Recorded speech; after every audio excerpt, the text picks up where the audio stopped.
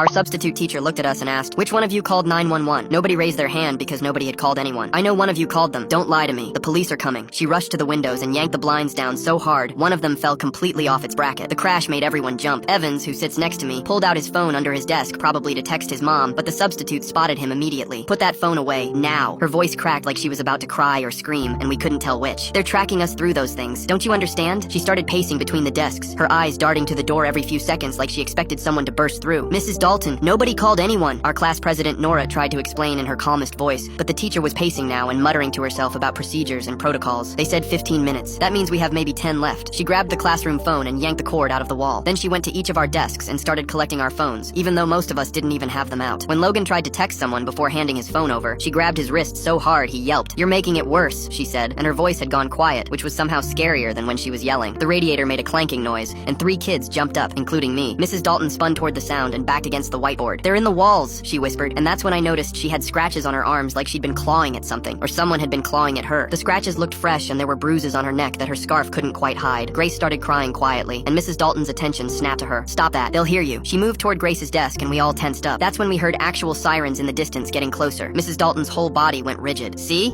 I told you someone called them." The sirens were definitely coming toward our school now. Multiple sirens. Like the entire police department was responding to something serious. "Get under your desks," she ordered, but half the class was too frozen to move. "Get under your desks now!" The way she screamed made everyone scramble to the floor. I crawled under mine and could see Evans trying to quietly reach for the door. Mrs. Dalton must have had eyes in the back of her head because she threw an eraser that hit him square in the shoulder. "I said nobody moves. They think I'm in here. They think I'm the dangerous one." Her laugh was sharp and bitter. "But I'm protecting you. I'm the only one protecting you from what's really happening." The sirens stopped right outside our school, and we heard car doors slamming. Mrs. Dalton was mumbling about betrayal and consequences when the intercom crackled to life. "Mrs. Dalton, this is the principal. We need you to unlock the door." Her face went white. No, you don't understand what's happening." That's when we heard a kid's voice over the intercom. "Mom, please, just let them go. This isn't their fault." Mrs. Dalton made a sound like a wounded animal. Through the crack under the door, I could see shadows of feet. Lots of feet. "Mrs. Dalton," a deeper voice said through the door, "I am with the police. Your son Aiden is safe. He's here with us. He called us because he was worried about you." That's when the pieces clicked. The scratches, the paranoia, the way she kept saying someone had called. Her own son had called 911 on her. "He doesn't understand," she said, but her voice was breaking. "I had to teach them. I had to make them learn, just like I taught him." One of the girls in our class gasped. We'd all heard stories about Mrs. Dalton from other schools. The substitute who made kids stand in stress positions, who locked them in closets, who had creative punishments that left bruises. "Mom, you hurt me again last night." Aiden's voice came through the intercom, and you could hear him crying. "You said it was discipline, but my arm." He didn't finish. Mrs. Dalton laughed, but it turned into a sob. "My own son, my own blood. He betrayed me." The door finally opened and officers flooded in. As they led her away in handcuffs, she looked back at us one more time. "Which one of you called 911? She asked again like she'd forgotten everything that just happened.